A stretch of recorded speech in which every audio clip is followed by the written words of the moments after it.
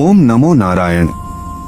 विष्णु जी के समक्ष क्षीरसागर के तट पर खड़े ब्रह्मा, इंद्र, बृहस्पति, अग्नि आदि के साथ सभी देवताओं ने परम पद की स्तुति की। विष्णु भगवान ने प्रसन्न होकर उन्हें दर्शन दिए और वैभव की पुनः प्राप्ति के लिए उपाय बताने लगे।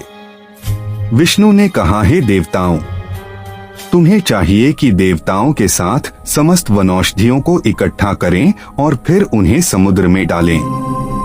मंदराचल पर्वत को मथानी बनाकर वासुकी नाग की नीति से समुद्र मंथन करना होगा। मैं तुम्हारी इस काम में सहायता करूंगा। तुम लोग इतना बड़ा कार्य बिना राक्षसों के सहयोग के नहीं कर सकोगे।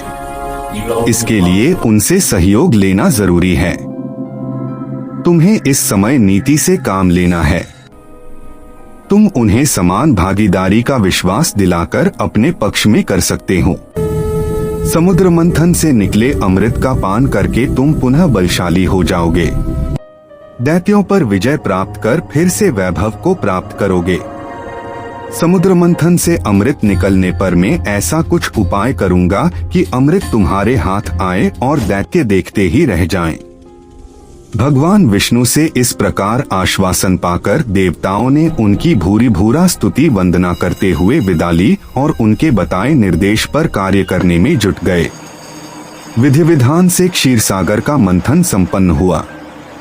सबसे पहले यज्ञ अग्नि की आधारभूत कामधेनु प्रकट हुई।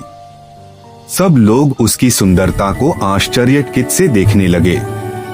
इसके बाद चपल नेत्रों वाली वारुणी उत्पन्न हुई।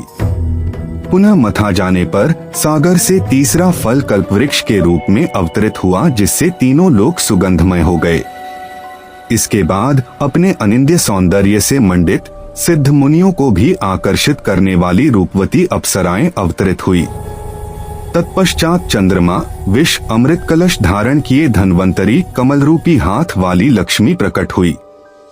लक्ष्मी के उदित होते ही सभी देवता प्रसन्नमना नृत्य कर उठे, किंतु दैत्य एवं राक्षस विष्णु के विरोधी होने के कारण दुखी हो गए। वे समझ गए कि उनकी पराजय निश्चित है। अथ अपराजय और अमर बनने के लिए उन्होंने शीघ्र ही धन्वंतरी के हाथ से अमृत कलश छीन लिया। यह देख सभी देवता चिंतित से विष्णु को याद करने लगे।